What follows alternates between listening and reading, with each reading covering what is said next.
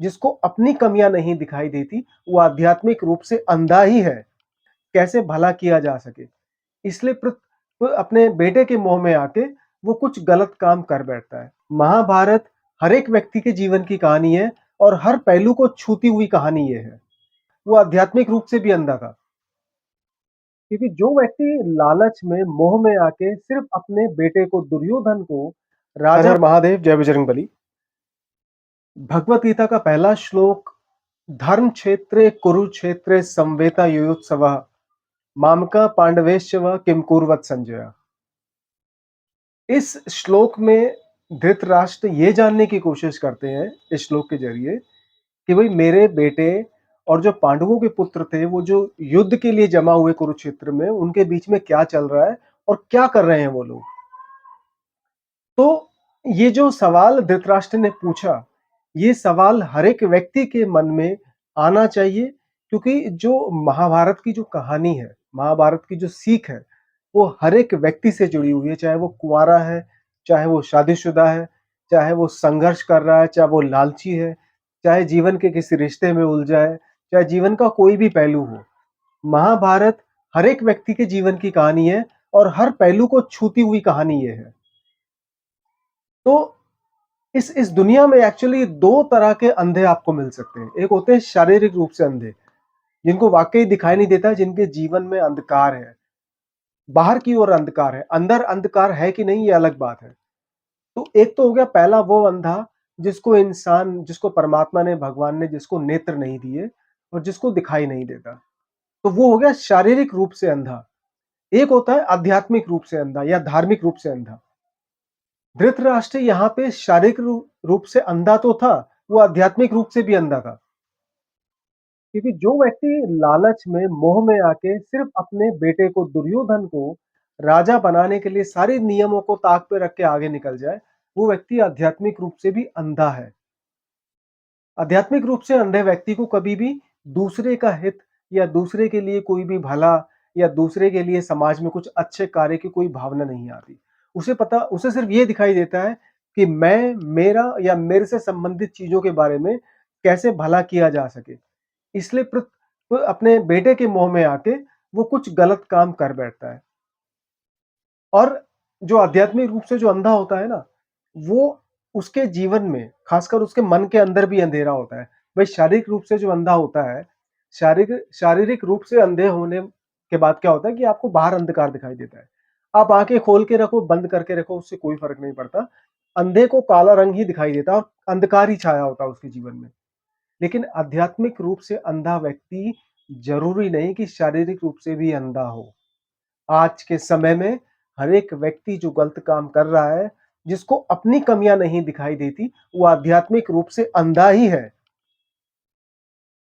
चाहे आप अपने जीवन में चारों ओर कहीं भी नजर घुमा के देख लो, दूसरों की कमियां निकालने वाला व्यक्ति, जिसको अपनी कमियां नजर ना आती हो, जिसके अपने अंदर खामियां नजर ना आती हो, सारी खामियां दूसरों में दिखाई देती हो, सारी कमियां दूसरों में दिखाई देती हो, जो दूसरों की बुराइयों को ढूंढने में लगा रहता हो, ऐसा व्यक्ति आध्यात्मिक रूप से अंधा है।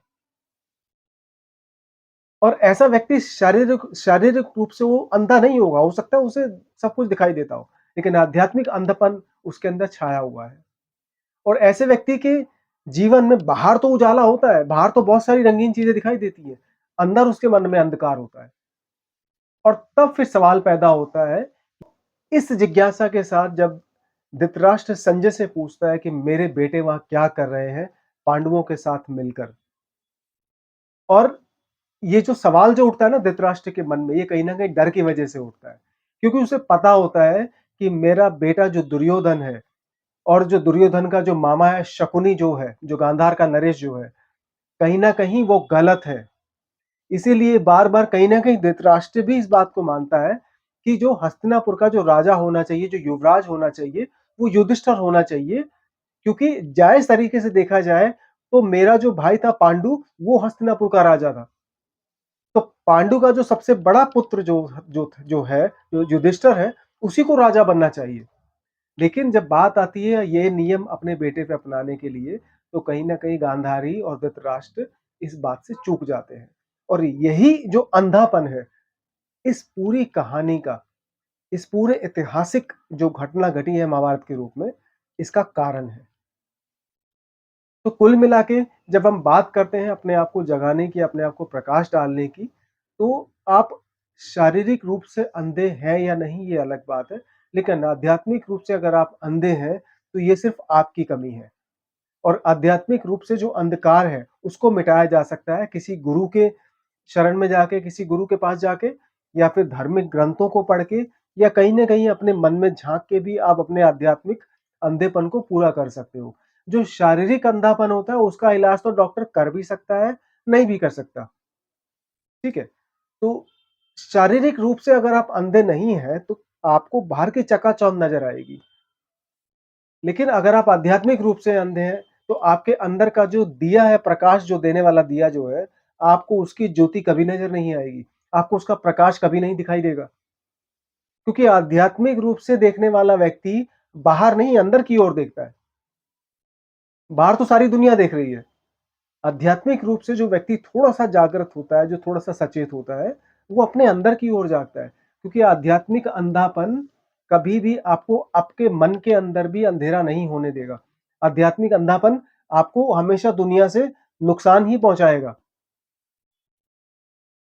तो कुल मिला के जब बात करते हैं धृतराष्ट्र की, तो धृतराष्ट्र इसी उलझन में कहीं न कहीं उलझा रहता है। तब जाके इस पूरी जो जो सवाल है, इस सवाल की शुरुआत होती है। तो अपने आध्यात्मिक अंधेपन को आप मिटाने की कोशिश करें, धृतराष्ट्र बनने की कोशिश ना करें, संजय बनने की कोशिश करें क्योंकि संजय को बहुत सारी चीज़ें दूर से ही दिखाई दे रही थी। और संजय अपने आप को बहुत खुशकिस्मत भी मानता है कि उसे दूरदृष्टि कहीं न कहीं इस काम के लिए परमात्मा ने प्रदान करी।